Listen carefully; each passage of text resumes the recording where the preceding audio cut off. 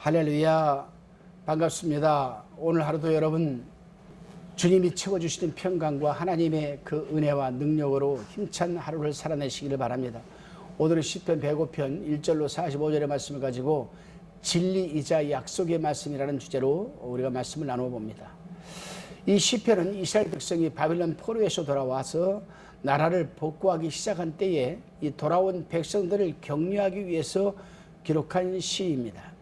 그 옛날에 하나님께서 아브라함과 언약하신 그 바에 따라서 그의 백성들을 위하여 행하신 은총의 역사에 대하여 감사하는 시입니다. 이제 본문 1절로 12절까지의 묵상의 말씀을 살펴봅니다. 시인은 아브라함의 자손 이스라엘 백성에게 하나님께서 그들의 족장, 즉 아브라함, 이삭, 야곱 이 3대 족장들과 언약하신 바를 신실하게 지켜주셨음을 지금 찬양하라고 호소하고 있습니다. 하나님께서는 이스라엘 조상들에게 언약하신 대로 가나안 땅을 주셨습니다. 하나님께서는 처음에 아브라함과 언약하시고 이삭에게 다시 언약하셨고 야곱에게 그 언약을 확인시켜 주셨습니다. 그렇습니다. 우리 하나님께서 하신 말씀과 언약은 진리이자 생명이자 하나님의 성품이기에 변함이 없는 것입니다. 하나님은 인생이 아니시니 시건치 않으시고 인자가 아니시니 후회가 없으시도다.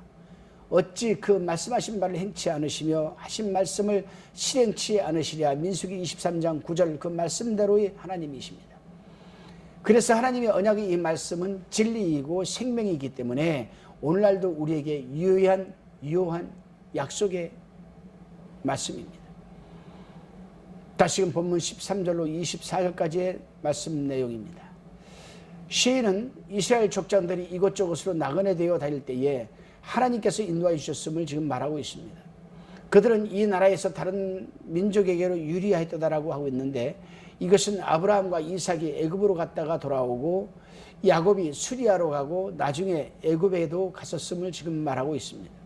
그럼에도 불구하고 하나님께서는 항상 이들을 보호하시며 때로는 그들을 위하여 열왕을 꾸짖기까지도 하셨습니다.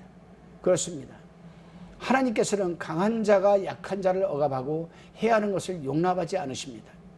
왜냐하면 사람은 누구나 다 하나님의 형상을 따라 창조되었기 때문입니다. 이것은 곧 하나님의 인격을 갖고 태어났음을 의미하는 겁니다. 특히 하나님의 백성들은 이 모양 저 모양으로 인도 보호하십니다.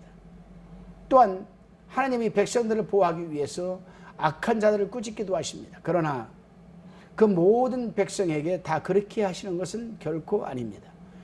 하나님의 말씀대로 순종적인 삶을 살아가는 자들과 당신의 뜻을 이루어가려고 하는 자들에게 그렇게 인도 보호하시는 것입니다. 다시금 본문 25절로 36절까지의 묵상의 말씀 내용입니다. 시인은 이제 이스라엘 백성이 애굽에서 학대받은 이야기와 하나님께서 능력의 이 징조를 나타내셔서 이스라엘 백성을 그 학대에서 벗어나게 하신 이야기를 지금 다루고 있습니다. 여기서 우리는 28절 말씀에 흑암을 보내사라는 말씀을 주목해 봅니다. 여기서 보낸다라는 의미는 하나님께서는 낮과 밤을 창조하시기도 하였지만 다스리기도 하신다라는 그 의미입니다. 그렇습니다. 하나님께서는 당신의 뜻을 이루어가는 사람을 보호하기 위해서 낮과 밤의 질서를 움직이기까지 하며 오늘도 하나님께서는 알게 모르게 당신의 뜻을 이루어가고자 하는 우리를 위해서 보호하고 계신다는 사실입니다. 37절로 45절까지 묵상의 내용입니다.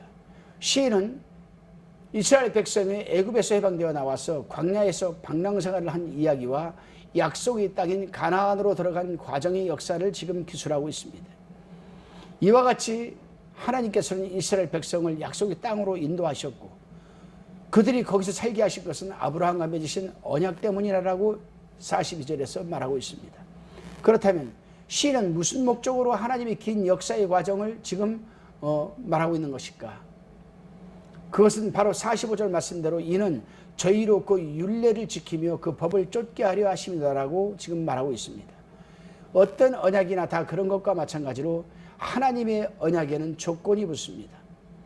다시 말하면 갑과 을이 언약을 약속을 할 때에는 을이 이러한 일을 하면 갑이 이러한 일을 하겠노라고 하는 것과 마찬가지인 겁니다. 이와 같이 하나님께서 이스라엘과 언약하실 때에는 이스라엘이 하나님의 율례와 계명에 충성스럽게 지켜야 한다는 조건 아래서 하신 언약이기 때문입니다. 그렇습니다.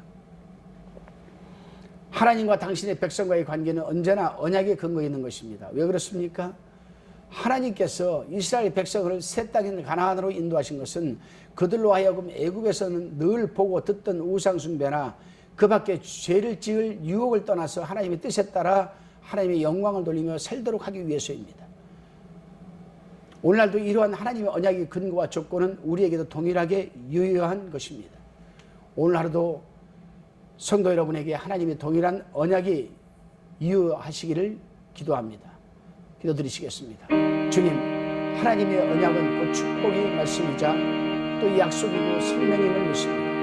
하오니 하나님의 뜻대로 순종적인 삶을 살아내게 하여 주옵소서. 하나님의 형상이 회복이 되게 하여 주시고 영광 돌리게 하옵소서. 감사드리옵고 예수님의 이름으로 기도드리옵나이다. 아멘.